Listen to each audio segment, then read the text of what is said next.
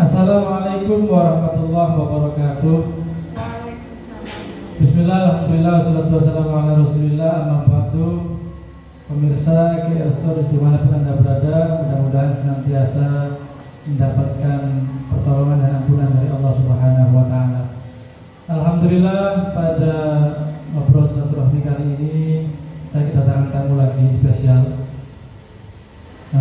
ibu dan anak, yaitu dokter yang sangat luar biasa, Dr. Hikmah Maulida SPRAD, dan juga putranya yang sulung Muhammad Hifni Sahila Rizki yang sekarang lagi menempuh ilmu di mana? Di UIN Malang. Alhamdulillah, kali ini kita akan kembali lagi membahas masalah seputaran COVID-19 atau virus corona yang sampai saat ini masih tetap belum bisa dihilangkan, bahkan belum ada obat yang bisa mengobati. Maka dari itu kita akan ngobrol-ngobrol sharing dengan Dr. Hikmah tentang penyebaran virus corona yang semakin hari semakin bertambah, khususnya di Pasuruan, dan belum ditemukannya obat atau vaksin hingga saat ini. Selamat malam Ibu Dr. Hikmah. Selamat malam. Ya. Mengenai COVID-19 ini, dokter, mungkin kita masyarakat pada khususnya banyak sekali yang bertanya kepada saya, sebenarnya ini ada obatnya apa tidak sih sebenarnya? COVID ini ada obatnya apa tidak? Kok sampai sekarang belum ditemukan obat atau vaksin untuk COVID-19 saat ini? Terima kasih untuk pertanyaannya, semoga saya bisa menjawab dengan baik dan benar. Seperti halnya dengan virus-virus yang lain, COVID ini memang tidak bisa atau belum ada obatnya. Karena selama ini pun untuk virus-virus yang lain, misalnya virus orang yang kena cacar, kemudian orang yang kena herpes, orang yang kena apapun penyakit virus, itu sampai saat ini memang tidak ada obat khususnya, tidak ada obat yang spesifiknya. Misalnya orang sakit flu, batuk pilek, itu tidak ada obat anti flu, tidak ada. Jadi selama ini yang ada seperti Panadol dan lain sebagainya, saya sebut merek, itu bukan obat flu, itu adalah mengobati gejalanya. Jadi untuk obat flu-nya sendiri itu tidak ada. Penyakit-penyakit yang disebabkan oleh virus itu seringkali adalah dikenal sebagai self-limiting disease atau penyakit-penyakit yang bisa sembuh dengan sendirinya dengan mengandalkan daya tahan tubuh manusia. Jadi kenapa COVID itu tidak ada obatnya? Jelas karena COVID itu disebabkan oleh virus. Lalu bagaimana orang-orang yang sakit atau yang kena COVID kemudian dibawa ke rumah sakit? Yang kita obati adalah gejalanya. Oh, bukan mengobati virusnya, berarti? Tidak mengobati virusnya. Sampai saat ini antivirus untuk COVID yang spesifik masih belum ada. Belum ada itu kalau belum ditemukan apa belum selesai pencariannya apa bagaimana? Sampai saat ini masih diusahakan untuk dibuat vaksin anti COVID. Jadi dibuat semacam imunisasi untuk COVID supaya orang-orang itu kebal terhadap COVID.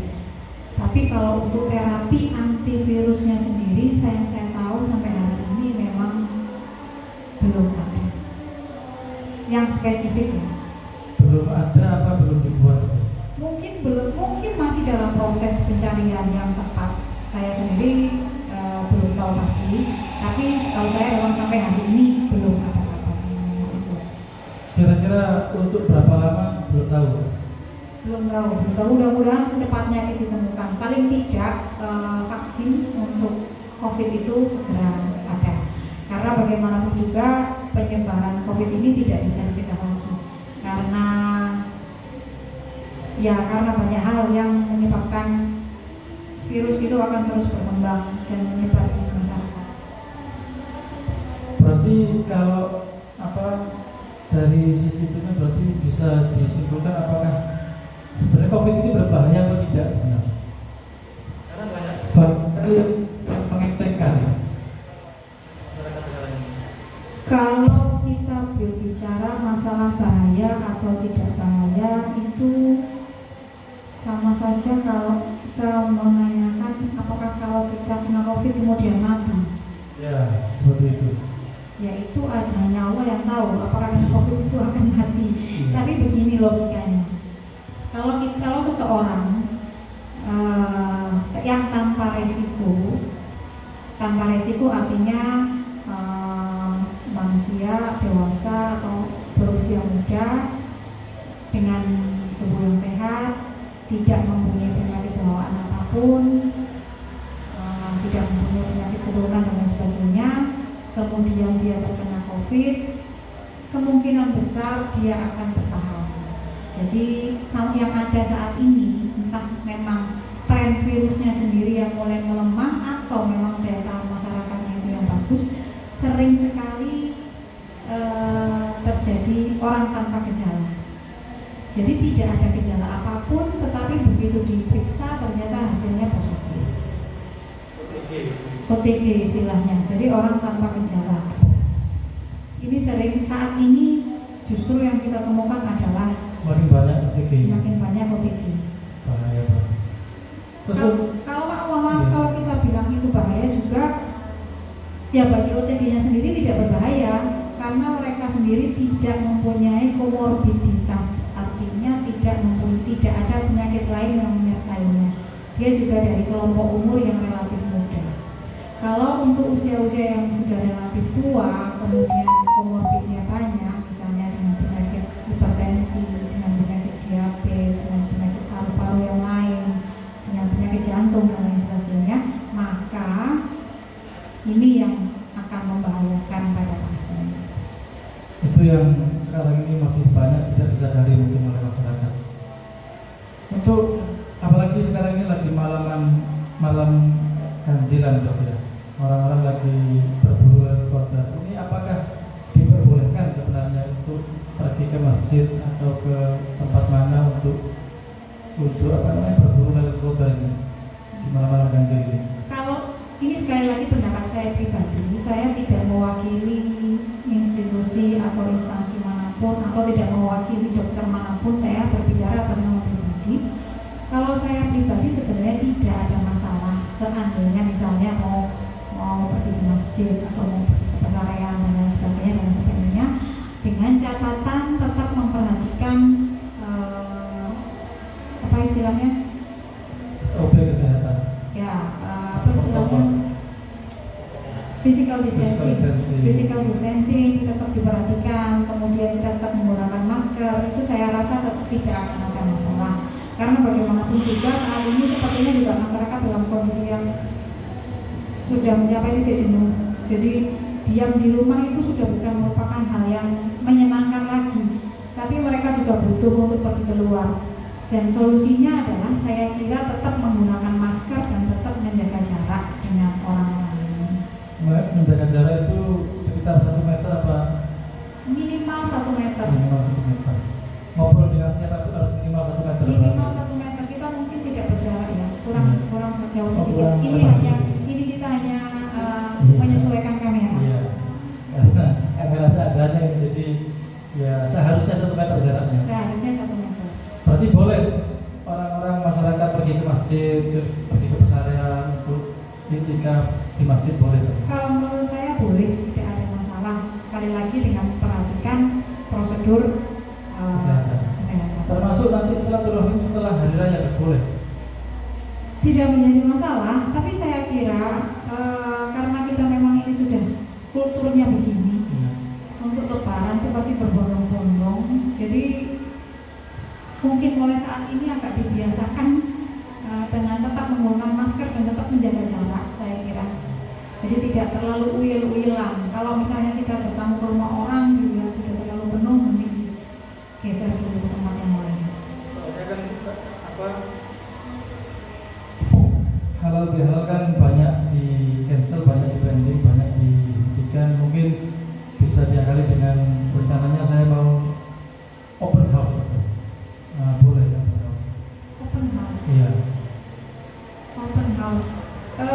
Saya rasa itu usulan yang kurang bagus menurut saya.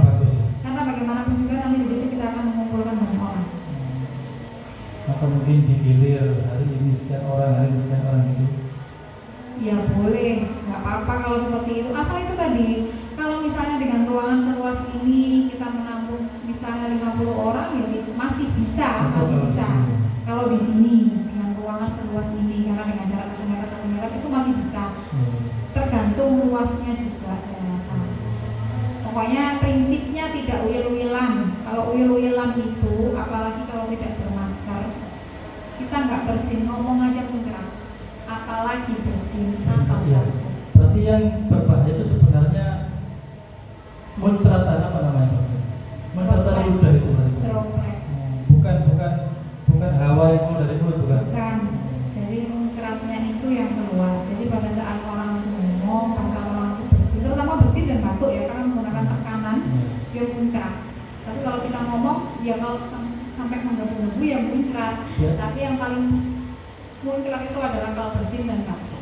Biasanya kalau bibirnya seksi kan ngomong sedikit sudah muncrat itu. Untuk berikutnya Mas Hifni sebagai seorang anak muda mahasiswa aktivis, ini pertanyaannya satu yang luar biasa penting. Sebenarnya menurut pemuda itu COVID ini ada apa tidak? Mungkin kalau menurut saya COVID itu ada ya, dan memang juga perlu diwaspadai. Kurang dekat kita. Iya, perlu diwaspadai juga. Soalnya kemarin itu ada salah satu YouTuber yang dengan lantang mungkin Mas Ibnu juga tahu menyatakan bahwa COVID itu tidak ada sebenarnya, atau itu konspirasi atau apalah itu namanya. Dan di kalangan masyarakat sendiri juga sekarang ini banyak yang menyaksikan keberadaan karena memang tidak terlihat dan karena banyak yang disembunyikan. Informasinya kan banyak disembunyikan, semuanya disembunyikan. Mungkin kalau menurut saya memang dari kalangan anak-anak muda sendiri ya, terutama saya dan teman-teman saya itu biasanya mau komen gitu. Iya, agak menganggap remeh gitu. Terlebih lagi ada juga kan penjelasan dari tim medis bahwa COVID ini akan terlihat lebih parah jika Berarti itu kok dirahasiakan. Ini mumpung saya ingat lebih penting. Karena yang pertama bagi kami dokter, bahwa status pasien, keadaan pasien itu adalah merupakan rahasia jabatan. Jadi salah satu kode etik dari kedokteran adalah merahasiakan setiap kondisi pasien, itu yang pertama. Tetapi untuk kasus tertentu, misalnya untuk kasus kejadian luar biasa seperti saat ini, memang tidak lagi itu menjadi sesuatu yang harus dirahasiakan, tetap harus dilaporkan ke bagian surveillance.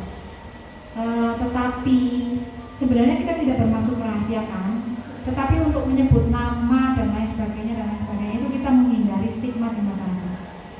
Jadi karena sekarang saat ini cenderung masyarakat itu menganggap bahwa orang yang kena COVID itu seperti orang yang hina gitu. Terkena penyakit yang menjijikan, yang benar-benar kalau mendekat sedikit sudah tertular. Ya oke, memang tertular kalau dekat, tapi itu bukan suatu penyakit yang menjijikan yang disebabkan oleh hal-hal yang tidak benar atau apapun, bukan. Itu hanya penyakit, bukan hanya, itu penyakit yang disebabkan oleh virus. Sama kalau misalnya Anda menderita kanker paru atau TBC dan lain sebagainya, kenapa mereka tidak dicap seperti hal yang sama dengan COVID? Padahal itu sama, sakitnya sama, menyerang paru-paru. Jenisnya sama berarti dengan TBC. Lain, beda. Kalau TBC itu karena bakteri. Kalau COVID itu karena virus. Cuman maksud saya, kenapa stigmanya COVID itu begitu jelek di mata masyarakat, sehingga bahkan ada yang sampai disegel rumahnya hanya karena mereka sekeluarga terkena COVID misalnya. Atau kadang-kadang belum tentu terkonfirmasi sudah masyarakat menolak. Bahkan ada kasus lain mereka sudah sembuh tapi tidak diterima di masyarakat dengan alasan tidak ada surat keterangan bebas COVID. Seharusnya ada surat keterangan bebas COVID. Harusnya tidak perlu ya. Kalau saya pribadi mengatakan harusnya tidak perlu. Kalau rumah sakit sudah memulangkan pasien ini, berarti memang benar sudah ada. Dan tidak ada alasan bagi masyarakat untuk tidak menerima. Nah, sekarang mereka tidak menerima itu loh, jangan-jangan yang tidak menerima itu sendiri positif. Apalagi beberapa waktu yang lalu ada yang pasien meninggal sampai ditolak dimakamkan. Nah, itu juga sangat tidak manusiawi. Jadi apa alasannya mereka tidak mau menerima? Karena mungkin yang kita sama-sama tahu di berita itu karena takut menular. Sebenarnya bagaimana sih itu menularnya? Apakah orang yang sudah meninggal itu bisa menular penyakit itu? Sekarang kita kembali ke penjelasan awal bagaimana cara penularan COVID itu sendiri. Kan tadi sudah dijelaskan bahwa penularannya adalah melalui droplet, disemburkan melalui cairan dari hidung, dari mulut dan sebagainya. Nah, kalau orang yang sudah meninggal, bagaimana dia mau mengeluarkan? Masalahnya kalau di Jika video-video itu kan non saya dari tim medis sendiri si mayat ini dibungkus sebegitu rapatnya gitu. jadi itu adalah tata cara untuk pemulasaran jenazah kasus-kasus yang dengan penyakit menular. Memang ada tata caranya. Tidak hanya COVID, termasuk pasien-pasien dengan HIV, pasien-pasien dengan hepatitis kronis yang menular dan sebagainya harusnya diberlakukan sama. Oh, bukan hanya khusus COVID. Tidak COVID saja, tidak cuma COVID. Dari HIV, makanya saya bilang, kenapa COVID yang begitu orang tuh sampai jijik, mengerikan, dianggap mengerikan, sedangkan HIV saja yang jelas-jelas pasien itu tertular karena misalnya pergaulan bebas, karena narkoba dan sebagainya. Menurut saya jauh lebih menjijikkan daripada COVID itu sendiri. Mereka tidak tahu. Harusnya pun pemulasaran jenazah orang-orang dengan HIV diberlakukan sama seperti itu. Berarti bisa sampai seperti ini kira-kira dari faktor apa? Apakah dari peran media kah? Atau peran dari oknum yang tidak bertanggung jawab yang memang sengaja mengekspos hal seperti itu? Ya, mungkin saya rasa media punya peranan besar dalam hal ini. Tapi yang jelas karena penyakit ini atau wabah ini sebenarnya tidak mendadak. Hanya saya rasa sebelum wabah ini masuk ke Indonesia kita belum sempat mensosialisasikan kepada masyarakat bagaimana cara penularannya, bagaimana cara perlindungannya, bagaimana cara rehabilitasinya, bagaimana kalau pasien itu meninggal dan lain sebagainya. Kalau seandainya sempat disosialisasikan sampai ke seluruh persoalan saya mungkin tidak terjadi hal seperti itu. Karena memang masalah sosialisasi sepertinya bukan kurang tapi lebih hampir tidak ada. Ya. Khususnya di daerah sini sendiri. Karena sosialisasi kurang, kemudian masyarakat cenderung untuk mencari tahu melalui media dan entah itu yang dia baca benar atau tidak, itulah yang mereka telan sehingga kejadiannya akan seperti Sudah termakan hoak berarti. Jadi orang meninggal itu tidak menularkan penyakit gitu sudah. Tidak menularkan penyakit apalagi orang itu sudah diproses di rumah sakit. Jangan sampai ada yang menolak jenazah lagi, mudah-mudahan ke depan tidak sampai ada yang menolak jenazah dan tidak sampai ada yang menolak pasien yang sudah sembuh atau mengucapkan keluarganya. Kemarin ada keluarga yang diusir bahkan dari rumahnya itu. Nah itu yang sangat tidak manusiawi. Ya, kalau memang keluarganya itu tidak terbukti positif, kenapa harus dikucilkan? Ya. Yang positif pasti sudah diarahkan ke rumah sakit. Atau sekarang Kabupaten Pasuruan mempunyai rumah isolasi yang ada di gedung di Pandaan SKB. Oh, ada baru. Ada, itu tempat semacam kalau di Jakarta itu Wisma Atlet.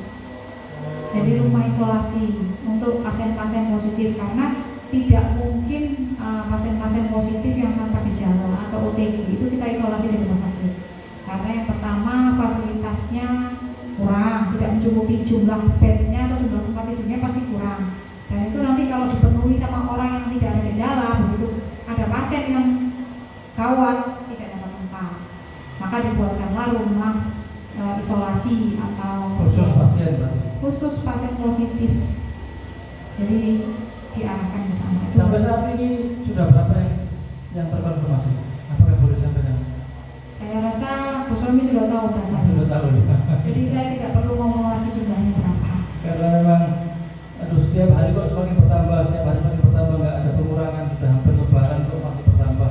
Kalau saya pribadi cenderung pasti akan terus bertambah selama kesadaran masyarakat untuk physical distancing itu tidak ada. Jadi selama tidak ada jarak, kemudian maskernya tidak dipakai, itu saya rasa akan terus bertambah. Sekarang kita lihat di Jepang itu tidak ada istilah lockdown, tidak ada istilah PSBB, gejala apapun, mereka berjalan seperti biasa. Tapi kenapa kasusnya bisa berhenti, bahkan berkurang? Kenapa tidak ada kasus baru? Karena kedisiplinan orang-orang Jepang itu sendiri. Tanpa adanya pandemi, orang Jepang itu sudah cenderung individualistik. Jadi mereka satu sama lain tidak saling mendekat, tidak saling berhahi yang terlalu berlebihan seperti orang kita. Kemudian mereka kena flu sedikit itu sudah langsung mengisolasi dirinya dengan masker dan lain sebagainya. Mereka tahu diri supaya tidak menyebar ke orang lain. Itu kebiasaan disiplin mereka. Kemudian bagaimana cara mereka meludah, cara mereka membuang ingus dan lain sebagainya. Itu adalah kedisiplinan orang-orang Jepang. Kalau orang sini membuang ingus itu luar biasa. Luar biasa. Langsung dilempar begitu. Langsung. Bahkan bisa langsung mengenai orang. Ya, saya tidak pernah itu. Di jalan ingusnya orang lagi di waktu menggunakan roda 2, kemudian ada roda 4 yang membuang ingus sembarangan, ludah sembarangan, itu sering sekali kita temukan. Terus untuk mungkin yang tidak kalah penting, pertanyaan sampai kapan? Kira-kiranya sampai kapan? Apakah benar berita yang beredar sampai Juni atau bagaimana? Karena ini berkaitan dengan ulangan dan kembalian santri soalnya. Kalau kita bicara sampai kapan itu saya tidak tahu, terus terang tidak tahu. Karena ya itu tadi, kalau selama grafiknya kita masih naik terus, ya kita tidak bisa memprediksi sampai kapan. Kecuali kalau grafiknya itu sekarang ini jumlahnya kan naik terus seperti ini. Nanti kalau suatu saat tidak ditemukan kasus baru, dia akan melandai flat. Kalau grafiknya sudah flat, ini artinya tidak ditemukan kasus baru. Nah berarti kita hanya menunggu pasien sembuh kan? Ya. Nah kalau pasien sudah pada sembuh maka grafik akan turun. Jadi Harus seperti itu. Berarti belum bisa dikira-kirakan kira-kira bulan apa belum. Kalau saya tidak bisa memperkirakan. Bahkan pemerintah pun sepertinya sudah semacam PSBB tidak terlalu berhasil, lockdown tidak mungkin. Kemungkinan nanti akan ada yang namanya teori herd immunity. Apa itu? Herd immunity itu ya sudah dibiarkan terpapar, nanti kebal-kebal sendiri. Tidak ada isolasi, tidak ada apa-apa gitu. Enggak, Dibiarkan gitu. dibiarkan karena nanti setelah mereka sembuh ya sudah sembuh sendiri. Kan saya bilang bahwa virus itu kan sembuh, tapi itu akan mengalami seleksi alam. Siapa yang kuat dia yang akan hidup. Yang nggak kuat meninggal. Mati atau sakit. Iya, sakit. Ya udah biar aja kena semua. Sepertinya Itu paling jelek lebih ke situ kayaknya. Kalau melihat masyarakat kita seperti ini. ya, Terus lebih untuk cocok ke situ. mungkin untuk himbauan dan nasihat mungkin dari dokter dulu pada masyarakat umum, secara umum, agar mungkin kita bisa lebih meningkatkan kedisiplinan agar tidak sembrono dan tidak mengentengkan. Ya, kepada masyarakat Indonesia khususnya Bangil dan Lempeng khususnya saya menghimbau bahwa tetap lakukan physical distancing, kemudian tetap menggunakan masker. Kalau memang tidak perlu jangan keluar rumah. Tapi saat ini memang ya sudah apa-apa keluar rumah, tapi tetap bermasker dan tetap menjaga jarak. Jangan lupa selalu cuci tangan setiap kali kita selesai melakukan aktivitas. Itu yang paling penting. Berarti beli baju lebaran boleh? Boleh. Tapi ya itu tadi physical distancing, pakai masker, selalu cuci tangan, dan jangan lupa yang paling penting juga adalah menjaga imunitas. Dan yang paling penting untuk menjaga imunitas selain makan makanan bergizi, minum vitamin, banyak minum air putih, tidak boleh stres. Karena kalau stres psikis maka imunitas itu akan turun dan seseorang akan gampang terkena penyakit pada saat kondisi stres. Seperti saya ini sekarang sudah hampir mendekati stres ya. Dalam keadaan yang seperti mudah-mudahan kita semuanya dijauhkan dari stres. Amin. Dari Mas Riki sendiri mungkin selaku anak muda untuk anak muda yang lain agar anak muda ini tidak begitu pengkuh dan lebih sadar diri? Ya mungkin kesimpulan yang bisa saya ambil dari penjelasan tadi adalah waspada itu perlu, tapi jangan terlalu panik, jangan terlalu takut, Tidak terlalu berlebihan lah ya. tidak terlalu berlebihan, dan selalu berpikir positif. Jangan mau kayak setelah melihat misalnya berita media apa, kita langsung jadi kepikiran. Nanti biar apa? Otomatis kita kepikiran, akhirnya air timbun kita dulu. Seberapa besar dampak media untuk kita berpikir positif atau negatif? Mungkin kalau bagi saya cuma sekedar membaca, nggak pernah saya ambil pikir banget gitu, nggak pernah. Jadi kalau misal ada berita yang muncul berapa gitu, ya cuma saya baca saya ambil sebagai pengetahuan, tapi tidak pernah saya pikir tidak pernah. Saya malah baliknya saya